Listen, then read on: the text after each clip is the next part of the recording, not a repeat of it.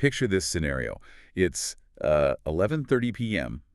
You're lying in bed. The room is pitch black, and the only light is that blue glow of your phone illuminating your face. Oh yeah, the classic midnight doom scroll. Exactly. You're doom scrolling. Your defenses are completely down. You're really just looking for that little hit of dopamine to help you sleep. Which is when we are the most vulnerable, honestly. Right. And suddenly you stop on a video. It's hyper-realistic. Maybe it's a politician saying something that confirms your absolute worst suspicions about them. Or a celebrity having a total public meltdown. Yes. And before your prefrontal cortex, the logical thinking part of your brain can even wake up, your amygdala has already fired. You feel it physically. That visceral rush. Right. The spike, maybe it's anger, maybe it's shock. Or, and I think this is the one we really need to watch out for, maybe it's that righteous sense of justice kicking in. Oh, that feeling of, I knew it. I knew they were exactly like that. It feels great. It really does. But here is the problem. In 2025, or whenever you're listening to this, that video might be, and honestly increasingly is, completely synthetic. A deepfake generated by AI. Exactly. But the feeling, the anger, the vindication, that was 100% organic. Yeah. That was real. And that specific gap, the disconnect between a completely fabricated digital stimulus and a very real biological human emotion, is the defining struggle of our time. It's where we are all living right now. Welcome to the Deep Dive. Today, we are not talking about the technical specs of the latest AI video generator. We aren't reviewing software. We aren't counting how many fingers are on a hand to spot a fake. No, today isn't about software for your computer. It's about software for your brain.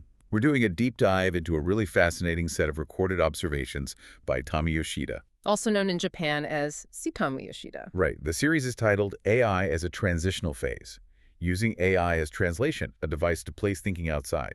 And I have to say, right off the bat, the mission statement of this source material is super refreshing compared to most tech commentary we cover. It really is. Usually when we talk about AI, the conversation is incredibly binary. Oh, it's either AI will save the world and cure all diseases, or it's Skynet and we're all doomed. Everyone wants the hot take. They want the extreme angle. Exactly. But Yoshida explicitly rejects that. He says this is not a how-to guide. It's not an evaluation of whether AI is good or bad. He frames these notes as a space for unfinished thoughts. Unfinished thoughts. I love that concept so much. It feels like the internet just hates unfinished thoughts. You have to have a hard opinion immediately. You do. The internet demands a conclusion right now. But Yoshida's arguing that we are in a transitional phase with this technology. Meaning we don't actually know what it is yet. Right. Socially or psychologically. So he talks about leaving paused questions outside, letting them exist without forcing them closed. It's about being comfortable with ambiguity. There's also a really unique detail about the source material itself, the actual audio recordings these notes come from. The source mentions that some parts intentionally sound unnatural or uncomfortable in English. Yes. And that's not a mistake or a bad translation job. It's a deliberate aesthetic choice. Which is kind of counterintuitive, right? Usually the whole goal of translation is to be invisible. You want it to sound completely native. Precisely. But Yoshida wants to preserve that discomfort. He wants you to hear the friction between the human thought and the machine translation. Because if it sounded perfect? You might stop thinking about the medium. You might forget you're listening to something mediated by technology. By keeping it slightly off, it forces you to pay attention to the process itself. It's like a breathing tax on the content. It forces you to slow down just to understand it. That's a great way to put it. And slowing down is the central theme here. So our goal today is to unpack Yoshida's personal defense mechanism. He's essentially built a philosophical firewall against the speed of modern technology. And considering how fast things are moving, I think we could all use a firewall. Absolutely. Let's get into the first big trap Yoshida identifies. He calls it the trap of the moving image. Right. He starts by observing the baseline reality we're all living in. We see so much talk about fake videos made by AI. He notes that the voices in videos look so real and are made so naturally now. That's just the water we swim in at this point. Exactly. But, and here's where the insight really deepens. Yoshida isn't fascinated by the pixels. He's not talking about ray tracing or frame rates. He's fascinated by himself. That is the key pivot. He says, it's not the truth of the video that I'm most aware of, but my own reaction. He's engaging in metacognition. Yes, he's watching himself watch the video. And he lists the specific emotions that hit him: surprise, anger, anxiety, and that one we touched on earlier, a sense of justice. Let's dig into that sense of justice again, because I think that's the most seductive trap. I mean, anger is raw, right? But a sense of justice feels moral. It implies you are on the high ground. It frames the content as a battle between good and evil. And hey, you're on the side of good. So clicking share or leaving a nasty comment feels like a moral act. Exactly. And Yoshida points out that just seeing a video moves those things so quickly. It's the speed that is dangerous. He argues that because the content has the shape of moving images, it creates an illusion of evidence. He writes, just because there is an image at all, somehow it seems like evidence. That is such a profound point about human evolution. We are wired to believe our eyes. For 200,000 years, if I saw a tiger in the grass, there was a tiger in the grass. Right. Your ancestors didn't survive by stopping to peer review the existence of the tiger. They survived by reacting immediately. Exactly. Visual data has always been our primary undisputed source of truth. But now we have technology that can synthesize a tiger or a scandal or a war crime perfectly. So our biology is reacting to a physical threat, but the threat is a collection of pixels generated by a GPU.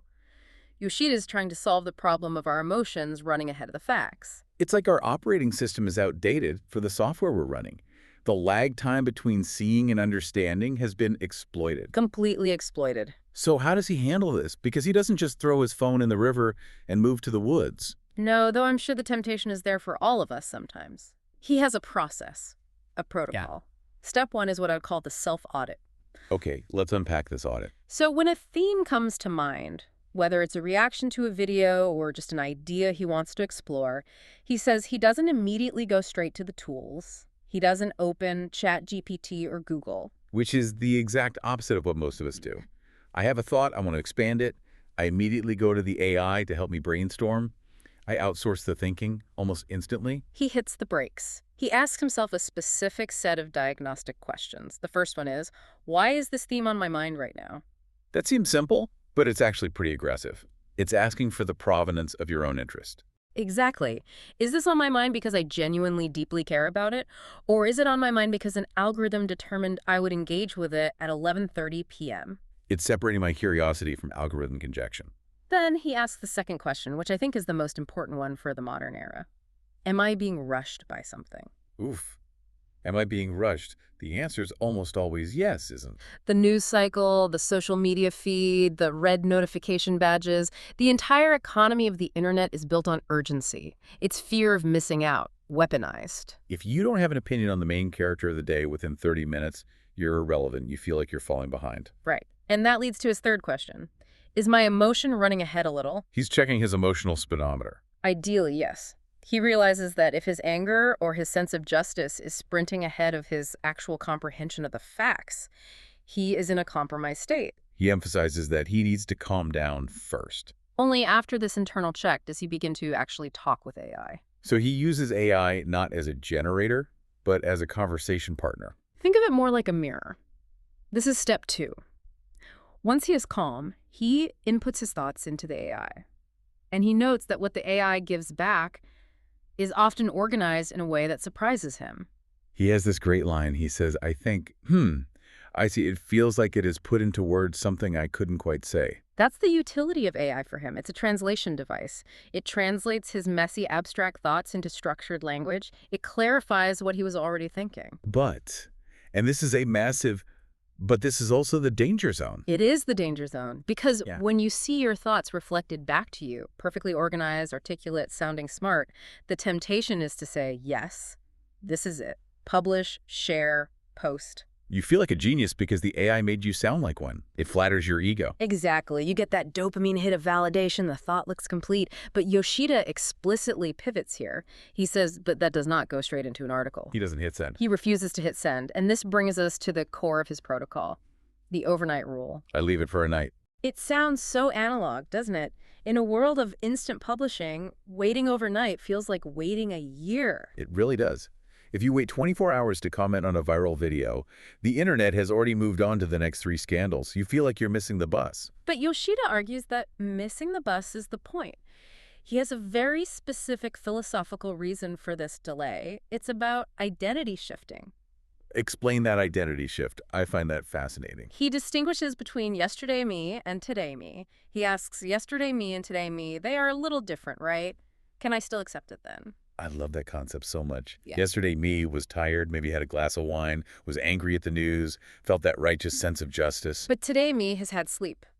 Today, me has had coffee. Today, me sees the world a bit differently. It's a separation of state. You are decoupling the emotion from the analysis. If you can still accept the idea when the emotional rush of yesterday me has faded, then the idea has merit. If the idea only made sense when you were angry, it wasn't a good idea. It was just a mood. Correct. It's essentially the classic sleep on it advice, but weaponized against algorithmic manipulation.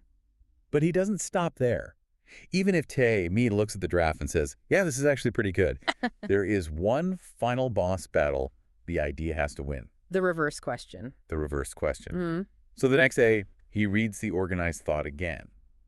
And he asks himself, if this were wrong, where would it be? If this were wrong, where would it be? This is critical thinking 101, but almost nobody does it. He's actively looking for the weak point.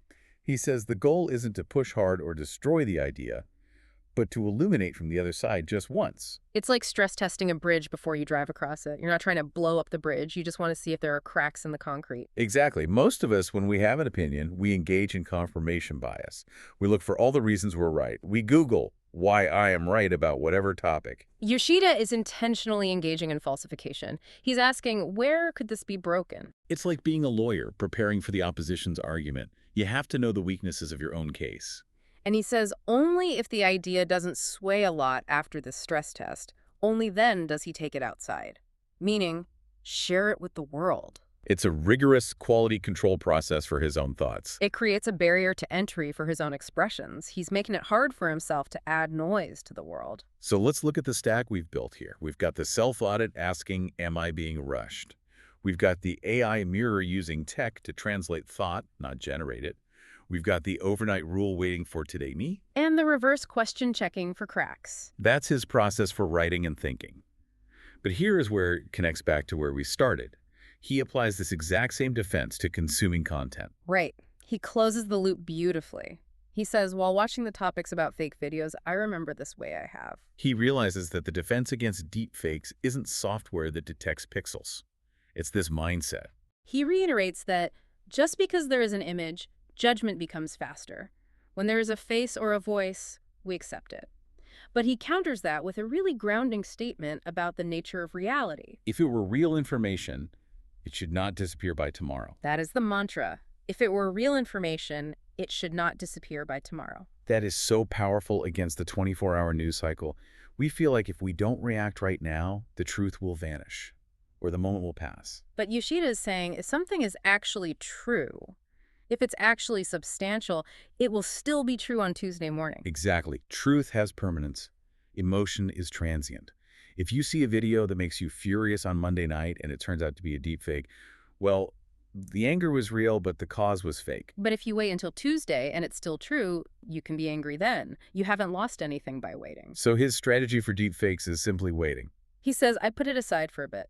I check quietly if I feel the same way even when I see it the next day. It's a total refusal to participate in the urgency economy.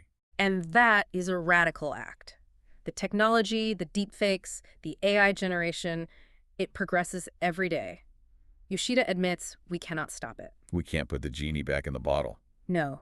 The models will get better. The fakes will get more convincing. We cannot stop the signal.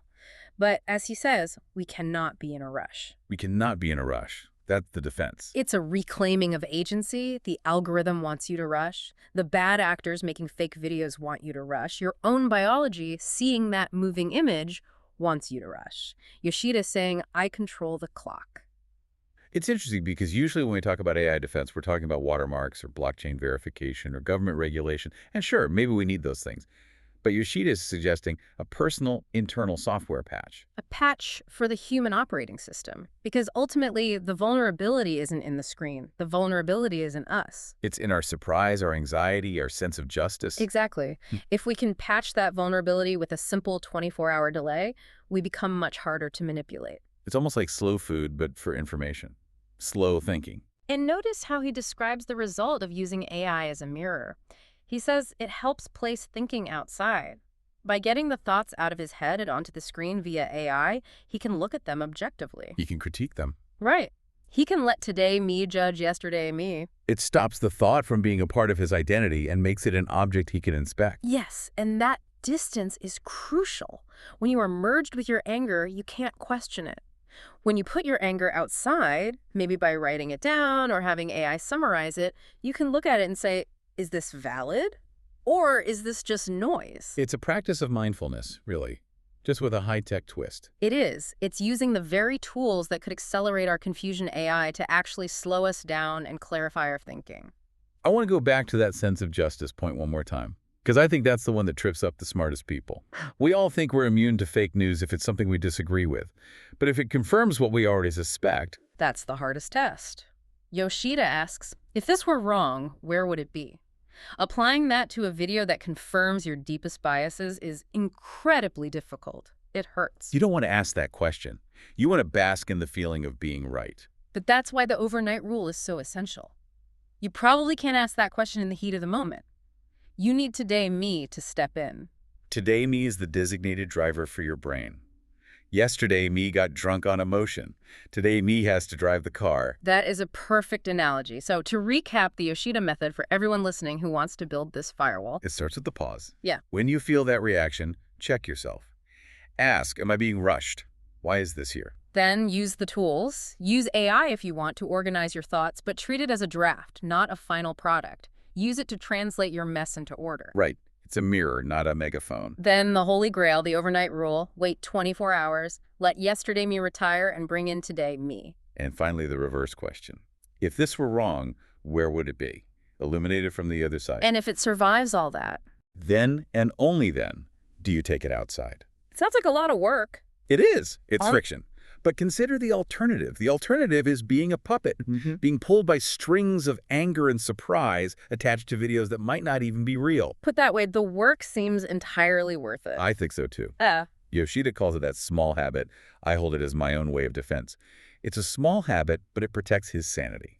And in a transitional phase, which is what he calls this era, sanity is a precious commodity. We are essentially living in the Wild West of cognitive liberty. Absolutely. We are in the messy middle right now. The tech is good enough to fool us, but our social norms haven't caught up. This method is a bridge to get us through. We cannot be in a rush. I think I'm going to write that on a Post-it note and stick it to my monitor. It belongs there. So as we wrap up this deep dive into Tommy Yoshida's observations, you are left with a pretty clear challenge. The next time you feel that spike of emotion, that visceral punch in the gut from a video or a headline, don't share it, don't comment, don't dunk on it. Just wait. Ask yourself this. If I wait until tomorrow me looks at this, will the truth disappear? Or will only the emotion fade?